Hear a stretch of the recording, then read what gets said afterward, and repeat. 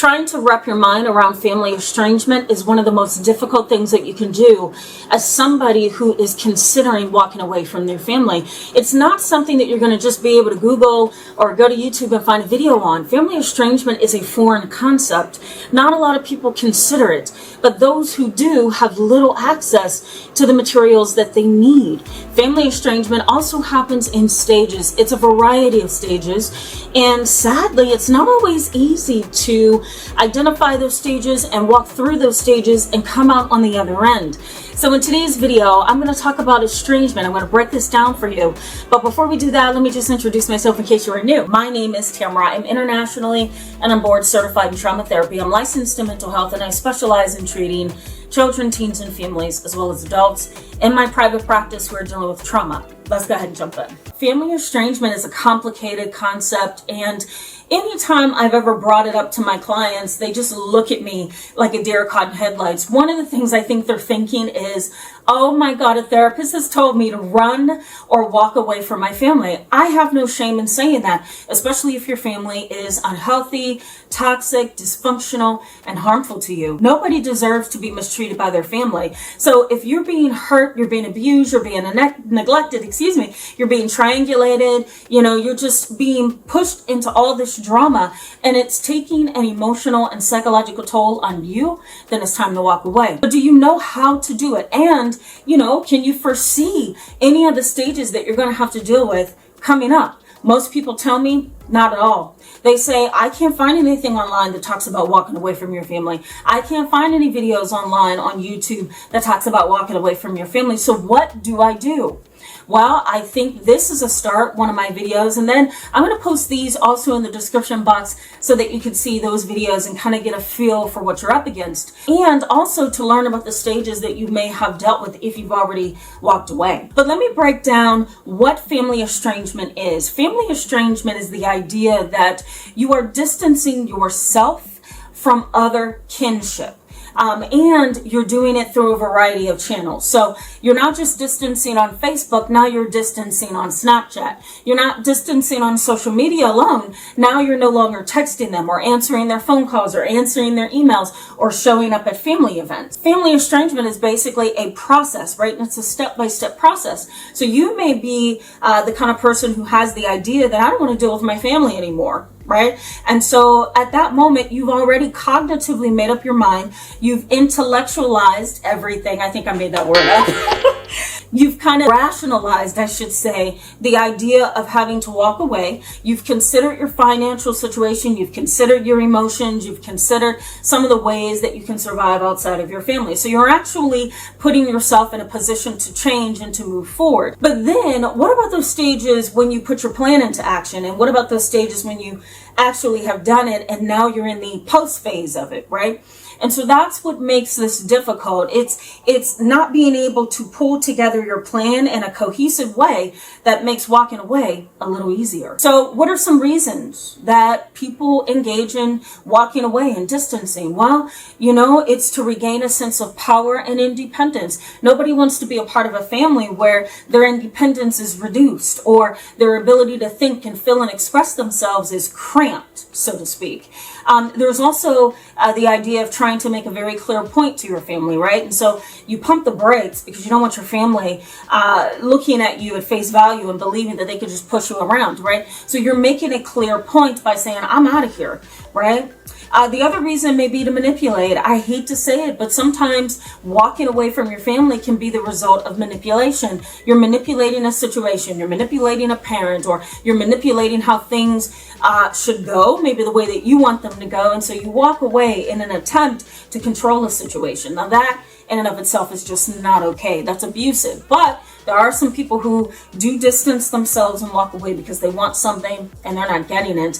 The other thing you want to consider is to gain and maintain independence. There are some people who just walk away because they don't feel independent within their family. And nobody wants to be, stuck when they should be flapping their wings and living their life, right?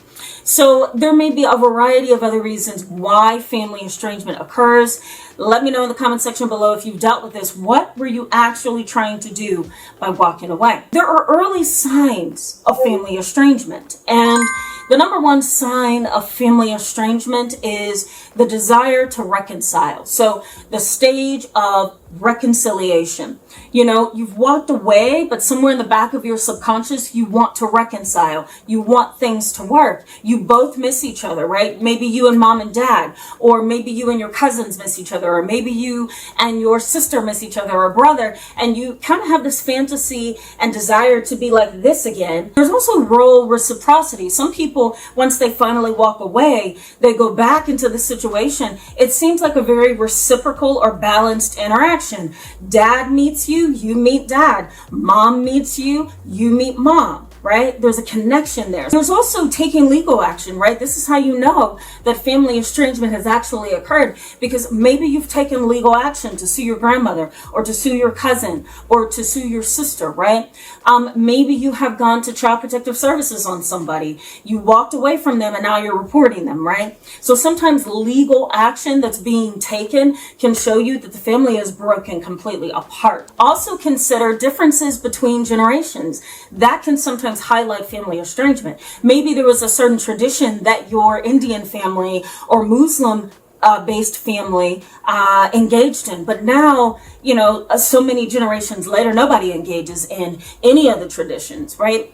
Let me also say physical distance, right? You haven't lived near your family in years and you guys don't communicate. You know, there's also this burden of the process of grief and loss, okay?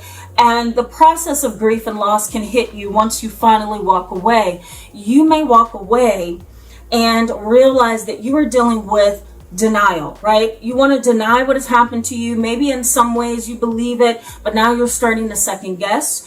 The family that you've walked away from may also engage in denial, right? There also could be depression, right? I've walked away from my family and I don't know if I'll ever be able to go back. There's also anger, right? How dare they do this to me and make me have to walk away from them? And there may be some bargaining in there, right? If you do this for me, then I'll come back. Or your family may say, if you come back into our family and just attend Christmas and New Year's, I'll pay you, right? There's bargaining. And then there may be some acceptance in certain phases, right? You walk away, life is looking good, you're dating, maybe you're getting married, you're having children, life seems okay, right? So maybe you've accepted that family estrangement at that point, but there's more to it than just that. So keep in mind, these are not linear. They can change and they can cycle over time. So what are the stages of family estrangement? Well, let's just jump right in, okay? There's cordial contact. And what that means is that you have walked away, but you guys are still communicating in some way, right? You're still communicating via text. You're still communicating via social media, right? You're still being nice to each other, saying I love you, but you are in the process of walking away, right?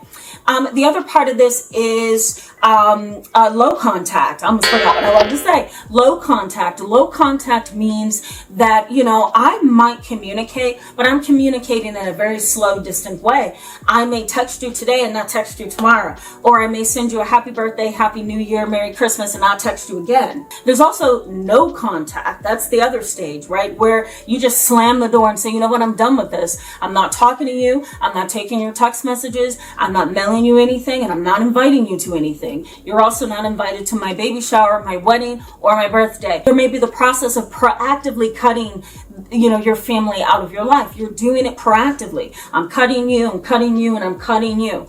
And what you're trying to do is create a blank slate so you can start all over again. And then there's complete estrangement, where there is no contact for many years.